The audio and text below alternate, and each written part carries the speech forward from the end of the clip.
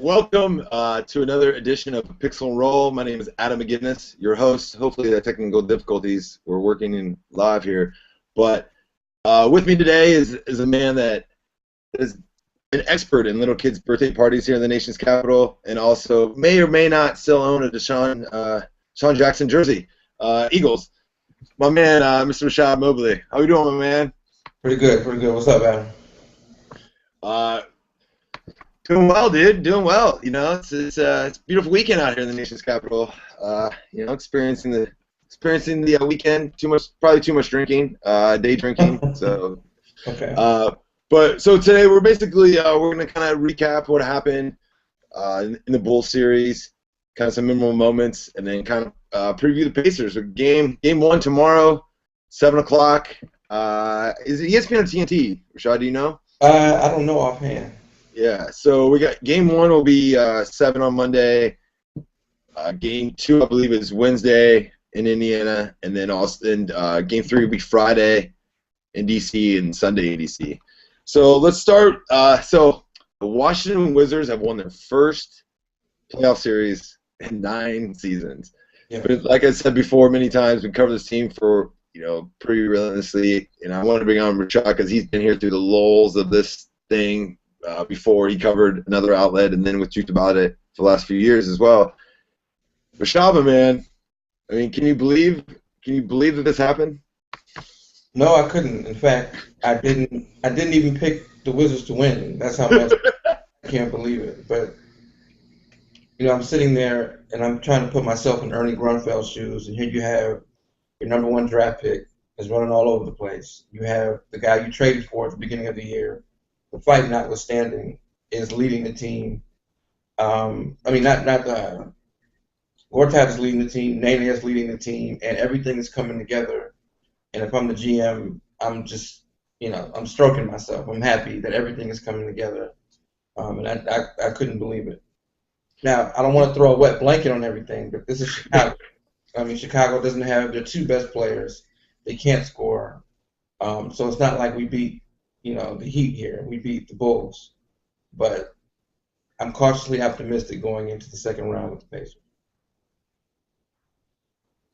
Well, as bloggers and as followers of this team, it's almost like an inherent cynical characteristic that we have. Like it's like, don't get too excited, something bad's lurking around the bend, and even at the end. Yeah, like so Wizards. And was it more surprising to you that they won, or just how they won? I mean, if we look at the series, they pretty much dominated. I mean, JC took an headbutt out of game 4, which they still had a couple plays, Wall missed some free throws at the end that were crucial. Right. But they could have maybe swept this team. And the fact that they won in 5, and all the other pundits were picking the Bulls. The Bulls had the best record since the All-Star break in the Eastern Conference. Noah was Defensive Player of the Year. Everyone was.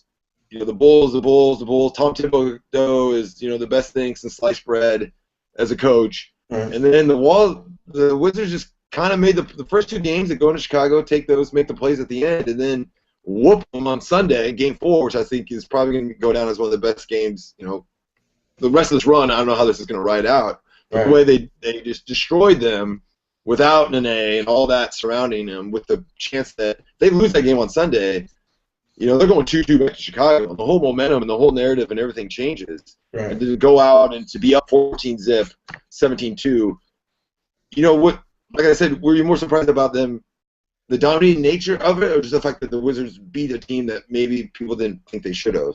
I was surprised at how many close games they won. I mean, I fully expected this team to choke it away, to make the wrong decision, and they kept making the right decisions. The only game they lost was when Dunleavy had a career, get the game. Like Dunleavy game, right? Happy birthday to me. But other than that, they played, they scored, they had a defensive battle. Game 5 was a game that the Bulls are supposed to win. It's a defensive struggle, it's low scoring, and the Wizards beat them at that. That's what surprised me, the versatility in their wins. I mean, they can win, they can outscore you, but apparently now the Wizards can defend.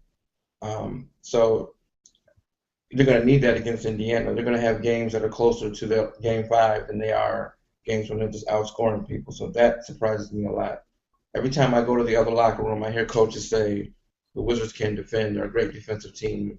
And I'm sitting there thinking, what team are you looking at up until this series? And I saw they can defend. And I was just getting ready to write here. The matchup that intrigues me is Wall and Bill against Stevenson and Hill. Because if you can shut down their guards, take them out of their offense, Indiana is going to be totally discombobulated on offense, like they were against Atlanta. So if they can carry over what they did in Game 5 defensively into this series, that's intriguing. So you were at the game you were at the Game 3, the Nene headbutt game, correct? Yes. Or were you? Are we calling it a headbutt? You were there live. I mean, I've seen it a million times because I wanted to see. Is this like a head kind of lean in? It was. We'll call it a headbutt. Do you think that? I mean, he obviously got suspended. And the thing is, a lot of people were, I went on Sunday as a fan. I sat in the stands to Game 4, and the free Nene chants at the end of the game were funny and hilarious. I liked them. Right. But my opinion was Nene kind of deserved to be. I don't know who he's freeing. Like he completely melts down. And what was kind of fascinating to me is that here is this some colonists, local people played up, especially one colonist, I'm not going to mention my name, plays up this whole Nene's the veteran leader, and this meeting that they had at the beginning of the season just was the changing turning point of the game. But here you got Bradley Beal getting in a fight with Kirk Heinrich, laughs and walks away. And then a innocuous shove or something, and Nene totally hurts his team with a complete meltdown. It's funny about the veteran leadership BS. Here it is, the 20-year-old kid actually shows more poise than the veteran. But Nene was getting killed all game. I mean, he was getting beat up, he was getting hit, he was getting mugged, and every time, Nene is dramatic. He would look at the refs and flail his arms around. But where he got frustrated is he finally got a basket, and then after the basket, this little guy, Jimmy Butler, is in his face. I think he just snapped. He just snapped.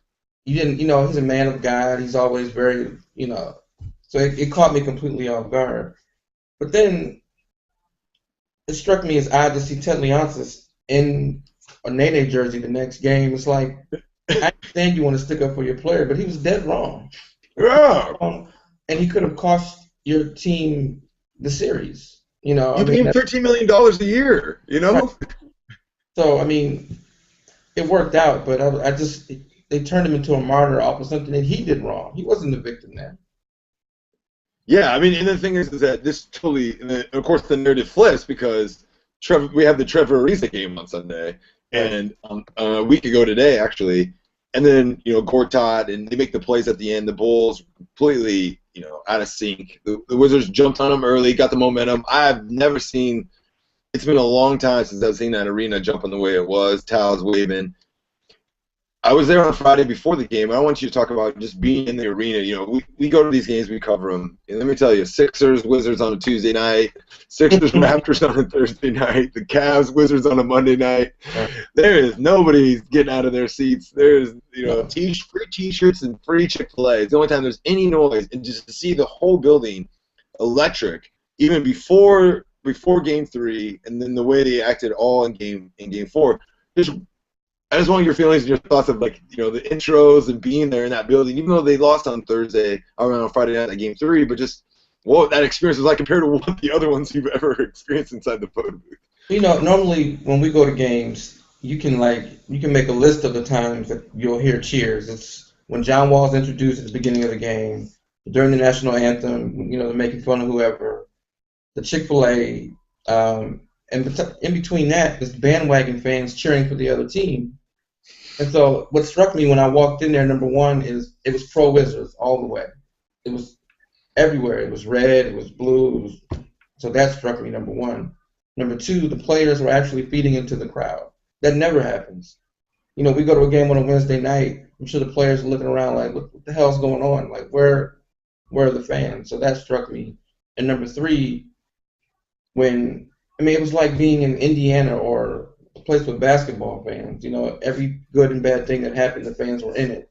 They didn't boo. They didn't start cheering for the other team. It was ride or die, basically. You never see that in Washington. So it was amazing to see everybody working together. And I tweeted earlier in the week, real fans do this all year. Going into next season, I want to see this in October at a random game the way you do at Oklahoma City, not when it's convenient to root for your team because you're in the playoffs. It's like, where was all this love all year? But it just struck me how everybody came together and was just rooting for the Wizards. Well, I mean, there's something that this town is guilty of. Is front running. It's one of the, this town loves them some front runners. And aside from the Redskins, everyone else, I mean, the Caps do have a lot of their fans too. But, just in general, the Senate, they're like, oh, who cares? Who knows? And also like, oh, the Nats are good now. Let's go to the playoff game and sell out. The Wizards are good now. There's this nature of front running the town that is guilty of. But I interviewed a bunch of fans on the way in. They were coming in, and it's bizarre. Here they are, can't wait to get in. Which, by the way, I guess they only let them in an hour before the game, which completely caused these huge lines, which I didn't really experience on Game 4 myself when I entered as a fan. But it's this sense of like there was this people were hollering. I heard chants of "Let's go Wizards" coming to the game. I was like, where am I? Am I in a different universe? Is this a different place? And then on Sunday, there was a moment. The crowd was a little low on Sunday, right? Because it was electric on Friday before the game. It was louder to start the game on Friday than obviously it was on Sunday. The crowd was kind of sprinkling in late because it was a 1 o'clock tip. And then Olsen Beal made some, even during the run at the beginning, he got loud. But then Beal made like a 3 and a mid-range jumper, and literally they called a timeout. And it was the whole place waving towels, which I have the towel right here, getting into it. And then there was another run, and then the Ariza hit that 3 in the corner to end the first half. The place just electric. And then the game's over. They're chanting "Free Nene" chants in the concourse. They're chanting "Free Nene" chants outside the arena. I got people high-fiving, and it's someone that has seen this team from our perspective as a blogger, as a fan, and someone that likes them. I mean, it was just surreal. This whole town. I mean, I got bus drivers. Kyle's talking about bus drivers. I got a guy wearing a Bullets hat yesterday on the street. I saw a guy at the Columbia Heights Metro wearing a playoff T-shirt of the Wizards, just hanging out, just stuff in the city. And I got a bunch of hipster friends, these girls that are asking me about the Wizards. They're like, hey, I heard they're doing good. They never asked me any questions about the Wizards. Let's not forget, there were celebrities at the game. I mean, Etan Thomas was at the game. Steve Grant was at the game. I mean, since when do Wizards have celebrities? I mean, it was amazing. I know Wally was not there. Before we move on, I want to answer. What do you feel? What was your takeaway from this series? Before we get into Indiana, I just want to finish up on the Bulls and just what was your sense in series that you saw? Whether it be a specific player, whether it be something that the team showed, anything that you saw in this series that that stood out to you. It was Trevor Booker. I mean, at the beginning of the season, it was a foregone conclusion that this guy was out of here. In fact, not to veer off topic, but his cousin is my barber, and every time I go in there, he says, "I don't think my cousin's coming back." And I said, "No, your cousin's not coming back." And he just looked a step slow. He was always like he was getting bullied by big front lines. He wasn't able to use his quickness against small ones, and then all of a sudden, Nene gets hurt, and he steps up. And maybe we should have seen this coming. The last game of the season against the Celtics, he had like a 28 or something like that. And he first half too. 20 in the first half, I believe. Yeah, and he was defensively and offensively, he was killing it in this series. And all of a sudden now, like I can't say we, but the Wizards need him. They need his defense. They need his aggressiveness. That's the biggest takeaway. Now you have someone going into the next series who can guard David West. Maybe as soft as Hibbert is playing, maybe he can guard Hibbert too.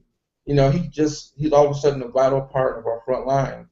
When just 3 weeks ago he was a throwaway player who arguably Al Harrington and Drew Gooden are ahead of him in the rotation. That's the biggest takeaway for me.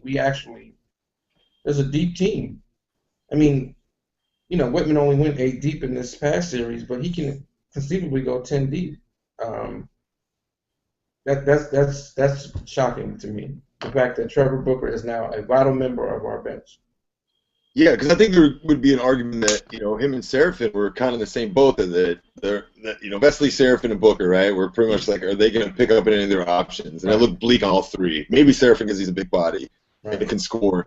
But then, they trade Vesely, And I actually did write a piece that his mother, Tracy Booker, if you're watching Tracy, what's up? She retweeted the reemergence of Trevor Booker, and basically I was just talking about this 3-game stretch. I got some good quotes from him, some good things, and then he kept playing well, and he basically used his playing well, and he told me that he had a bad game, he had a practice where he was shooting well and making strong moves, and his teammates were just like, dude, do that in the game. Like, why are you, like, when you get in the game, he would, like, if you remember, like, he's very hesitant sometimes in his moves. He, like, jabs it for, like, 20 seconds, and you're like, dude, do something, right? Like, and then now you don't see that.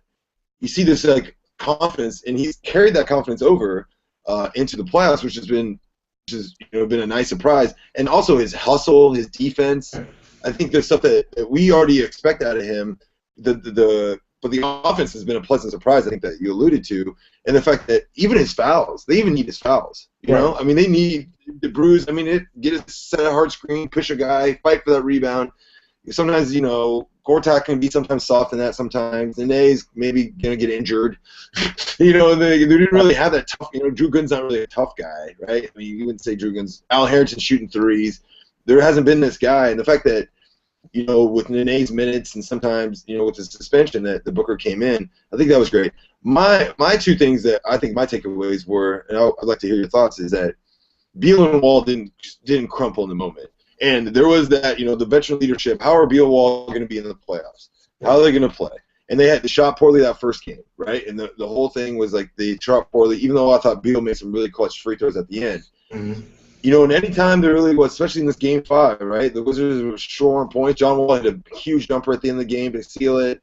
He made a, you know, big steal, good defense. You know, he missed some free throws in Game 4, but, you know, he just kept coming at it. Beal in Game 4, which kind of gets overlooked now, and you were there. I mean, at the end of the game, here it is, a 20-year-old kid going shot for Mike Dunleavy on a Friday night playoff game on ESPN, which is kind of crazy, the whole context of it.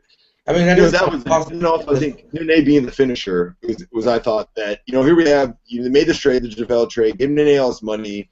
You know, he's hurt all the time, he's brittle, but, you know, Nene as a player is brilliant. And the fact that he basically drank, you know, I'll say it again, drank Noah's milkshake again and again, defensive player of the year. And Nene's out there taking him out like he's like, you know, Greg Stiesma for the Celtics, not actually like, you know, the best elite defender is a big in the league.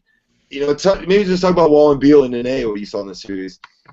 Well, Beal, I'm shocked that the moment wasn't too big for him. I mean, you're 20 years old, in your second year, you're going up against a team that supposedly is one of the best defensive teams, and he showed no fear. And he was a little more composed than Wall. Wall had a lot of good starts, but couldn't sustain it through the games. And what struck me is Beal knew when to settle for the jumper, when to drive, and you just don't expect that voice from a 20-year-old kid. Nene and Wall, you know, I expected them to do what they did. You know, the rap on Nene is not that he can't play, because he can ball. It's that he can't stay healthy. And I was a little worried after Game 1. He was playing 30-plus minutes. I said, wait a minute, we can't go over 30 minutes. This is Nene we're talking about. But he played 35-plus minutes every game and was playing hard. And there were even times where I thought Whitman went to Booker too soon, you know, because Nene was rolling. It's like, you know, keep him in. Wall has to play better the next series. He has to be a sustained offensive juggernaut. He can't have these lapses where he just doesn't do anything, even though Beal and Nene are more than capable of picking up the slack. Wall's going to have to do that. That's the only thing that kind of disappointed me a little bit. It seemed like, you know, he was doing the things that he does in the regular season where he would come down and, you know, take a shot for no reason, or he wouldn't look for his teammates. And, you know, Beal and Nene seem to stay in the moment, stay within the offense. So that's a little concerning. But, again, I'm not trying to be negative here, but they are getting ready to play a team that is a little more disciplined, and they're going to need more out of Wall. Because let's be honest, Stevenson and Hill, they can't guard him. You know, I don't think there's anybody on short of Paul George who can guard him, so he needs to exploit that.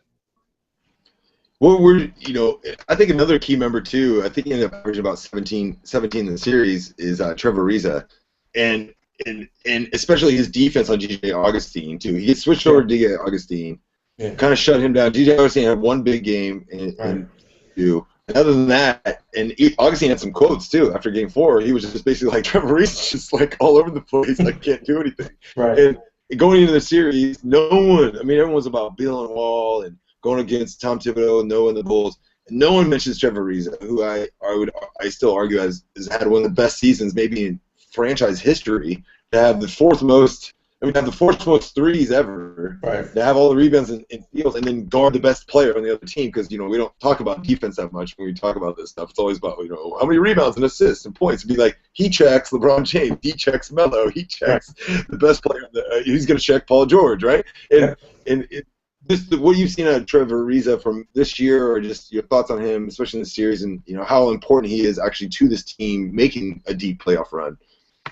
The reason nobody talks, there's a certain degree of cynicism around Trevor Ariza because it's a contract year. So, I think that, I was a little cynical in the beginning when he was shooting a lot more, but he takes some really big threes.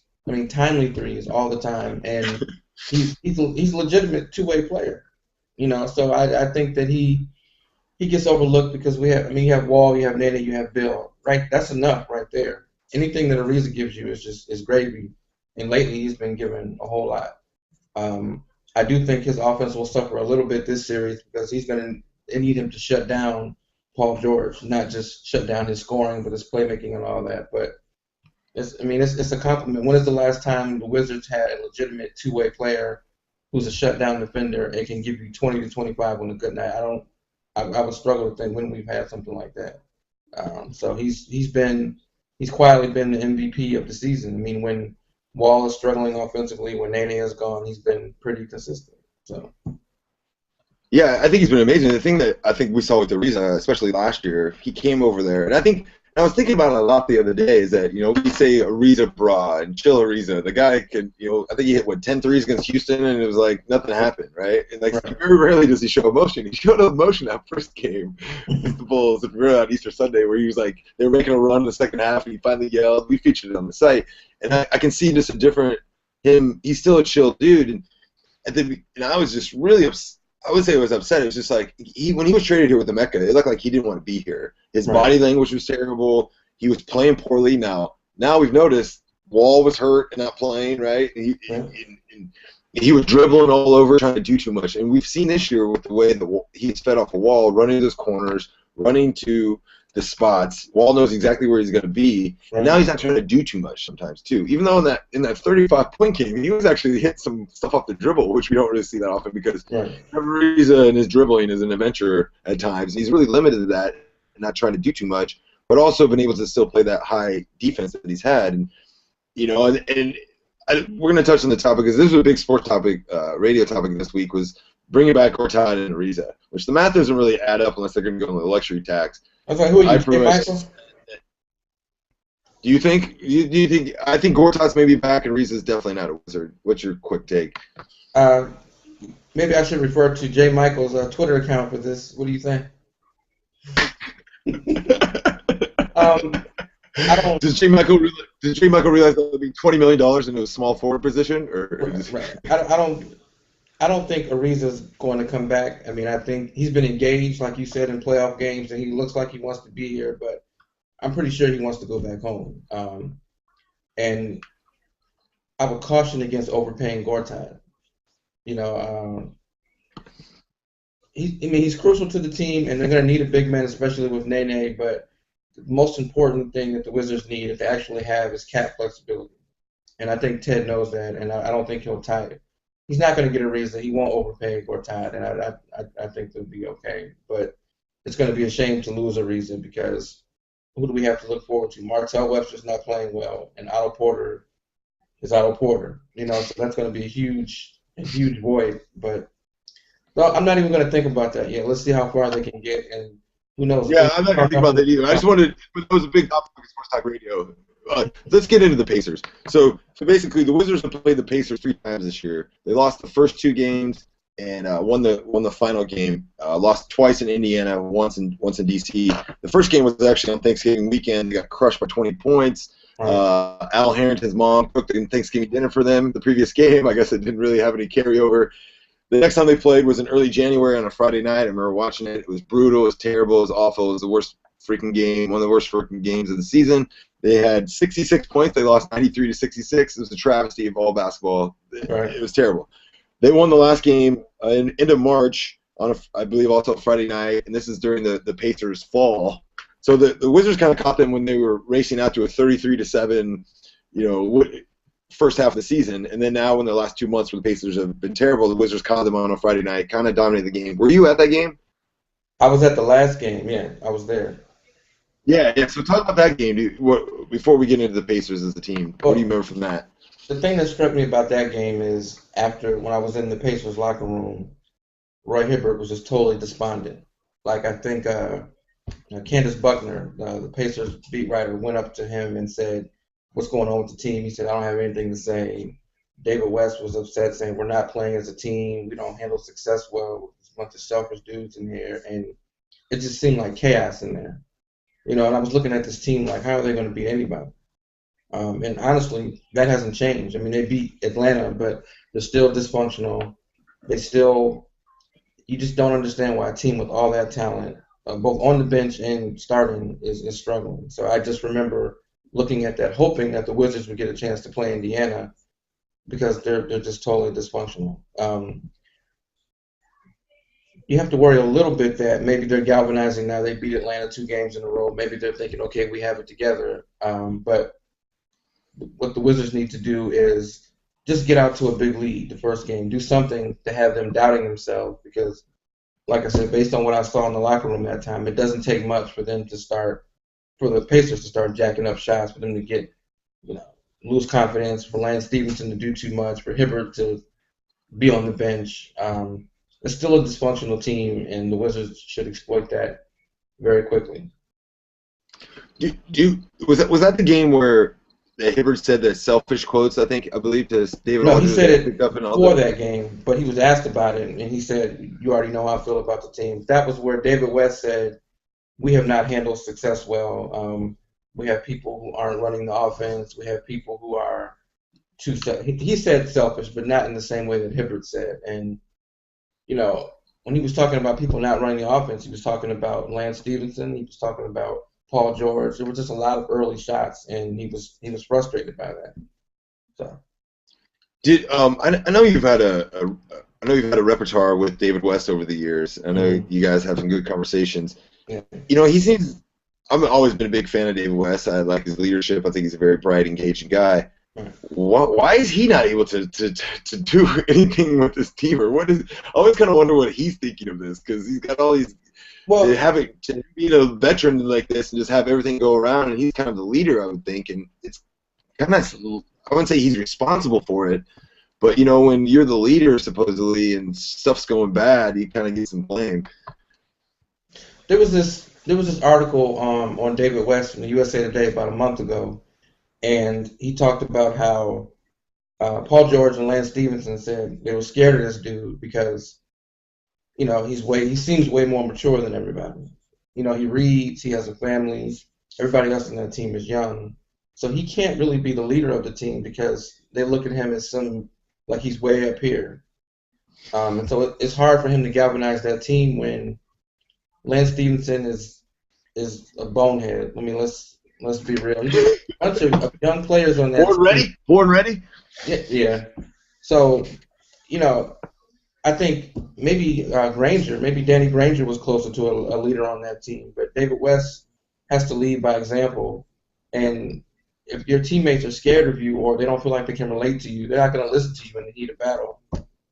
So it's up to Paul George. I mean, he has to be the vocal leader of the team. But it's not David West. And it's funny with the Pacers is that if you look at it, I think there's some stats from like March 1st in the season. They had like a point differential of like -5 or 6, which would rank them with the Celtics for the season. I mean, it's completely a drop off, and everyone's like, "Oh, look at their confidence going," and then Miami kind of didn't want the number 1 seed. They lost some game and down the end, so then Miami was like, "I'll just take the 2 seed." They rested players, so then they're like, "Pacers got the 1 seed." Then Atlanta just whooped them again. That game 5. I was like, what is that first half of that game 5 where Atlanta just, destroyed them. Now, Atlanta fell apart. Atlanta can close out 2 home games at home. But if Atlanta was, I mean, Atlanta's not a good basketball team. Let's be honest. No. Without Horford, I mean, they're just not good at all. They're probably the worst team in the playoffs. Hmm. And here you have supposedly a title contender, and they can't even. They're getting destroyed at home. You know, they did make some plays, so I think that I wanted Atlanta. I wanted Atlanta because I wanted the Wizards to have a home game, right? I wanted them to have the home court advantage. Even though I still was kind of worried about Paul Millsap matchup, I think that might have been tricky for Nene and Gortat to guard. But it's like the Pacers still are terrible. I mean, they're still just a bad basketball team, and I just don't see. I wouldn't say they're terrible, but like I was worried that when they beat Atlanta that they would get some confidence. Right, and so then it's like, can they flip the switch? Whereas Atlanta, we're inherently flawed because of Horford going down, and Danny Ferry, I don't even think he wanted to make the playoffs or go in. He made some comments before the season. Basically, he didn't want to make the playoffs. Atlanta just did because the Knicks were terrible, and they did. And then here you go, Atlanta had some house money up 3-2. They were actually up 5 points with 3 minutes left. Game 6 at home. Right. They scored 1 point. The Pacers going a 14-1 run. I kind of caught some of yesterday's game, but it looked like the Pacers handled them pretty well. So my question to you is that is that it? Is that the narrative? Is like, can the Pacers find it again? I mean, is this what Bill Simmons and Jalen Rose are going to talk about? And Charles Barkley are just going to sit around like, can the Pacers flip the switch? I mean, you have to give Atlanta some credit. I mean, Jeff Teague was wreaking havoc on their whole defense. I mean, he was running around. Basically that's the blueprint for Wall to follow. So I'm not going to put it totally on the Pacers' collapse. Atlanta, they're not a good team, but they have good players at the positions that give Indiana difficulty. So, but they can turn it on when they need to, and they just showed it. You know, but I guess, like I told you earlier, the key for the Wizards is you need to put doubt in their head. And the difference between the Wizards and the Hawks is that if Wall is not doing a Jeff Teague impression, there's still Nene, there's still Ariza, there's still Bill. There's a lot more firepower. And it's going to highlight the fact that Indiana can't score. You know, they just can't put up enough points to really do anything. So I'll be interested to see the first 5 minutes of the game when they play. Will tell a lot. If the Wizards come out and if Nene is scoring on the inside, getting Hibbert in foul trouble, and if John Wall is running around, all of a sudden you see Frank Vogel call a quick timeout and you see the body language of the Pacers. That'll tell you right there that things still aren't right. But if you let them come out tomorrow night and they get out to a 10-0 lead and they're high-fiving, the Wizards are going to be in trouble. But it's like what Mike Tyson said: everybody has a plan until they get hit in the mouth. Right now, they probably feel like we just beat the Atlanta Hawks. We're good. Now we're going to take on the Wizards, and it takes 5 minutes for the Wizards to just snatch that confidence away. Right back. They're still dysfunctional. I mean, Frank Vogel is still coaching for his job. Larry Bird's not giving him any endorsements. Roy Hibbert is still, I don't know what's going on with him, but he's still suffering. Lance Stevenson is still, I'm not going to call him a bonehead. He's an irresponsible player. And so all those things don't go away. And the only team they seem to be able to beat with regularity is the Heat.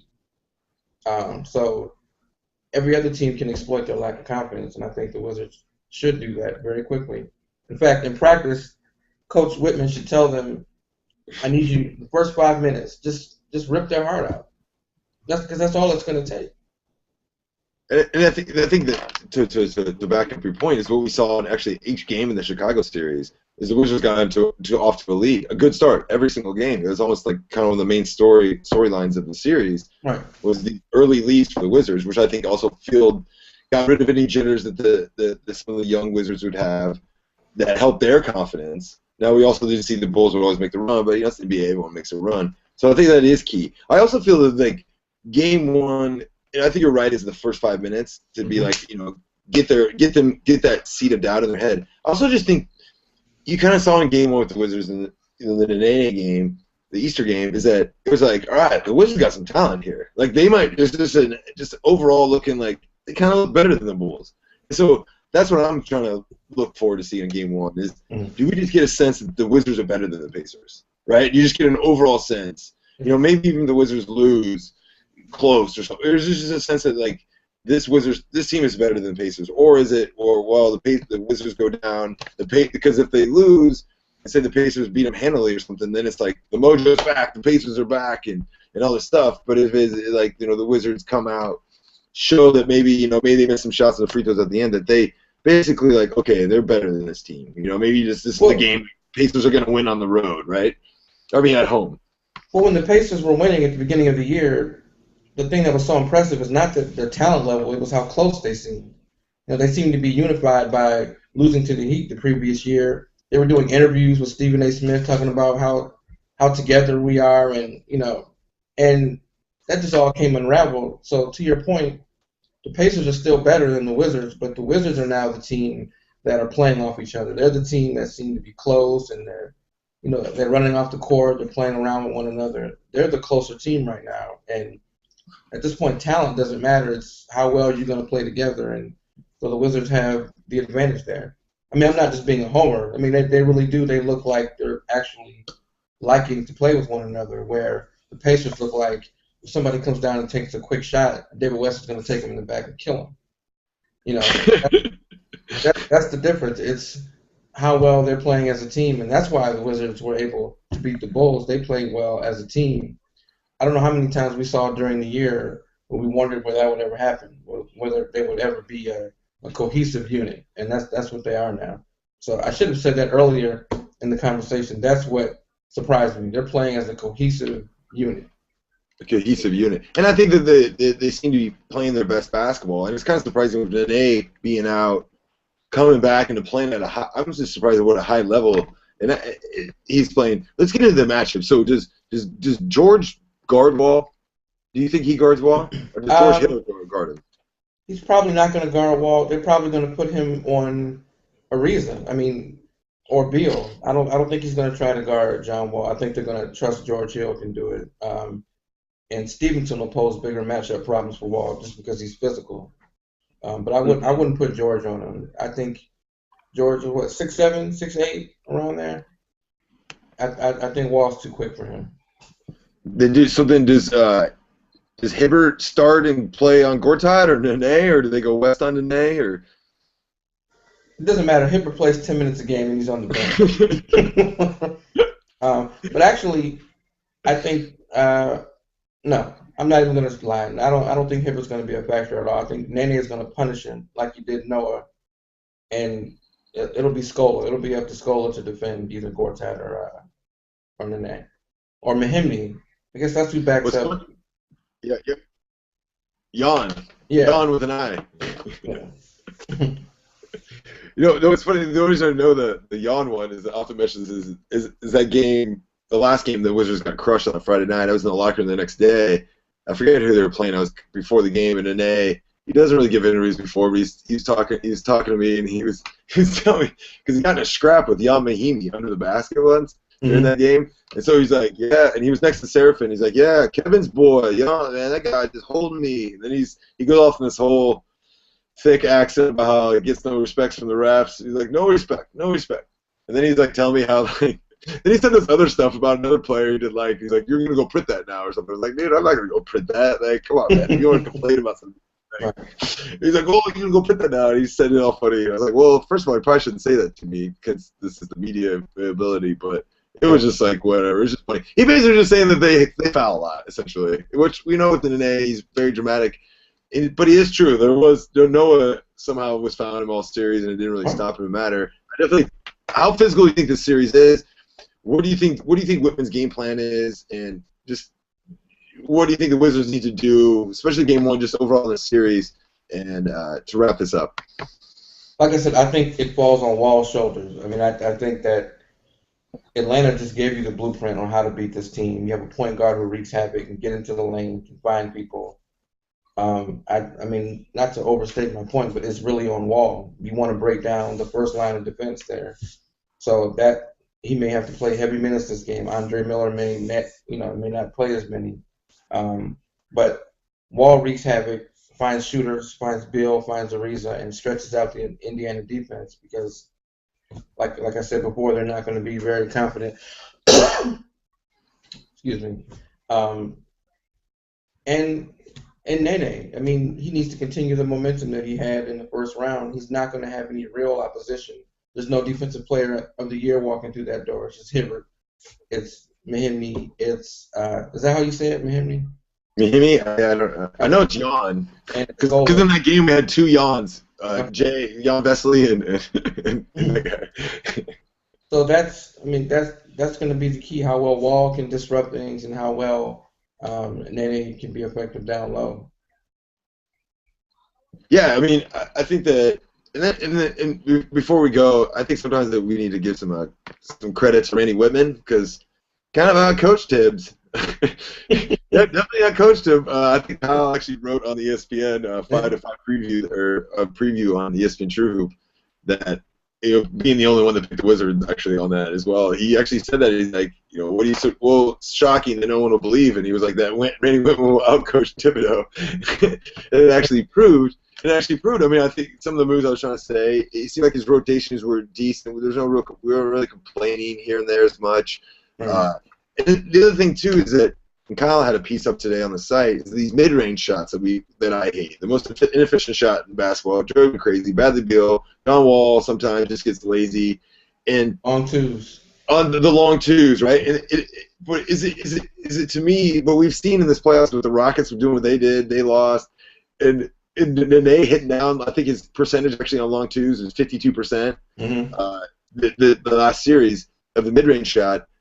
Is it the return of the mid-range? Is it over a 80-game series? The mid-range is inefficient, but maybe in a shorter series, if you got them knocking down, it seems to be the shot that teams are getting to them. And I just want to know what you thought about that, because I don't mind Nene shooting them, and I don't even mind if Beal shoots it sometimes. It's just when it seems the offense was running, and Whitman didn't like those questions, and there was a lot of national criticism about these shots. Which, he's like, analytics junk, blah, blah, blah. But it is true. Like, it is true. It is the worst, most, especially when your foot's on the line, too. Like that drives me insane on three-point line. Do you think it's a return of this place has been the return of the mid-range, or do you think some of that stuff is just overblown?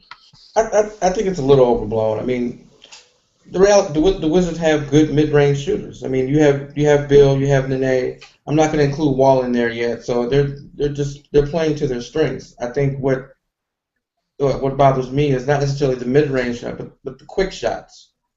The coming down and just taking a random heat check just because you made the previous shot. That bothers me more. But the mid-range, I mean, if you're going to compare Bradley Beal to Ray Allen and other players like that, that's what he's going to do.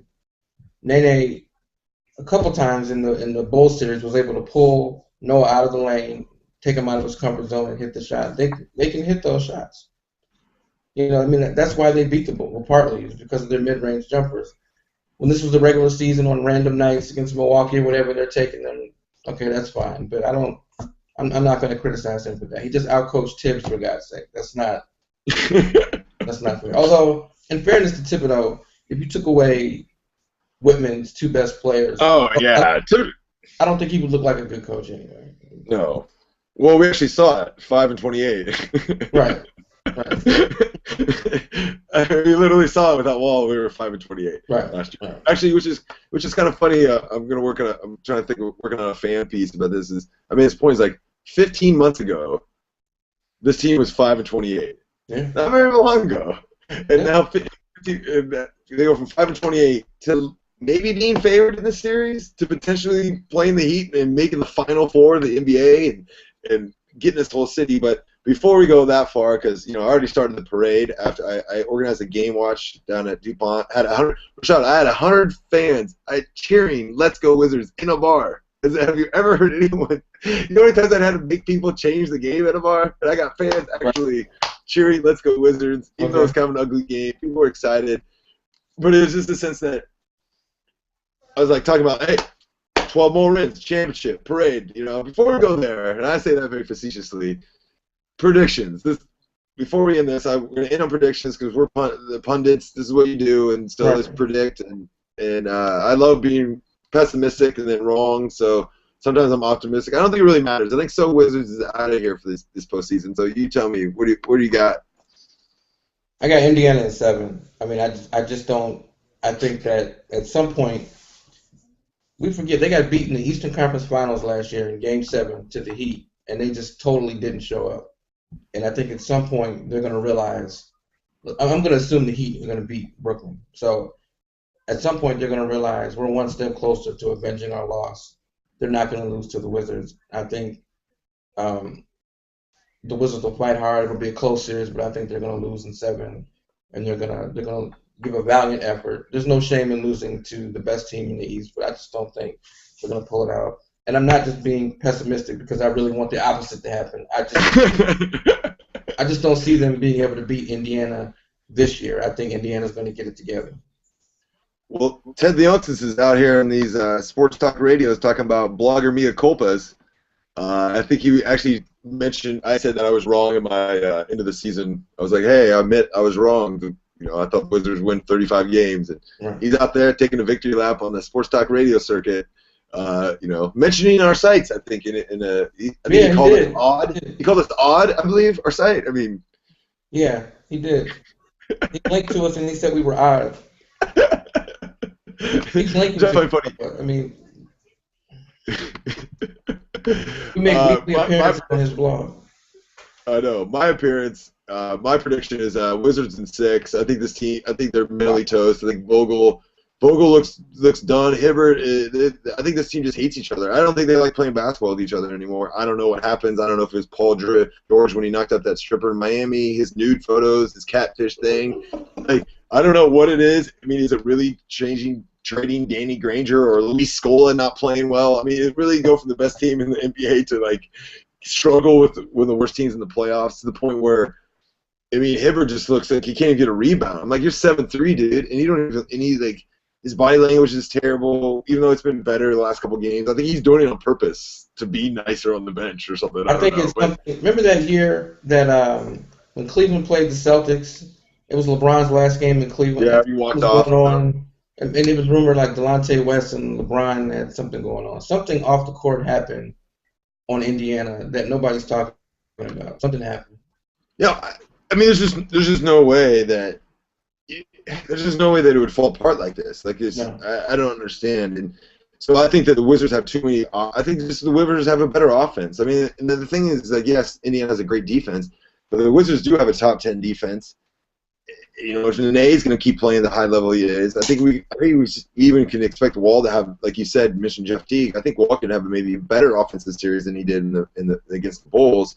Bradley Beal can continue to step it up. You know, Booker's kind of a wild card. Webster can give you some off the bench, hit some threes. Andre Miller's playing decent minutes off the bench. I don't know. This could be a series that maybe, you know, Drew Gooden gets a little bit more run. Uncle Al might get a little bit more run. You know, God forbid, Kevin Seraphin might get some run. I mean, let's not get carried away. Seraphin might be buried, but I think you mentioned earlier that this could be a chance where, you know, in the playoffs, which is weird because Wizards fans don't have much experience with the playoffs, but there is where, you know, one series better matchups where players play more than others in different series, and we haven't really experienced that because this you know, since the 2005 playoffs, playing Dwayne Wade and Shaq in the 2005 playoffs. Last time the Wizards had been this far in the postseason. Right. And even then, they were given no chance to win that series in 2005. So this is uncharted territory now. Oh yeah, completely uncharted.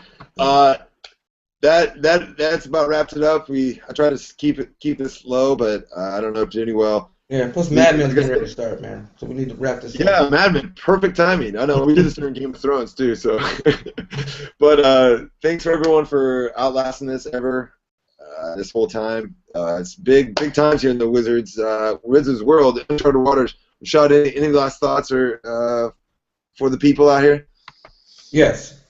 The first 5 minutes of Game 1 will dictate what happens in the series. I'm beating a dead horse here, but the first 5 minutes will tell you. I'll give you an example. Last night, Floyd Mayweather, first 5 minutes, Maidana is throwing elbows. He's doing every dirty tactic he can to throw Mayweather off. That was the whole fight was like that. And Mayweather overcame it, but first 5 minutes tomorrow night will tell you, okay, the Wizards are in over their head, or I think they can win this series. They can win the series, and I agree. I think we'll see a lot. I think we'll see a lot in game 1, and you know, Bow hitting some threes, Lord Nene, you know, playing to the refs, looking, praising his Lord Savior. You know, Trevor Ariza just slinking around after hitting some threes. You know, Booker's flexing. I mean, there's gonna be Gortat doing his Gortat, missing Buddy after Buddy, just driving me crazy. Right. But yeah, thanks for coming. This is great. Thanks for coming, Rashad. This is a good time, and thanks for everyone that follows and reads us and our support. We appreciate it. And peace out, Go Wizards.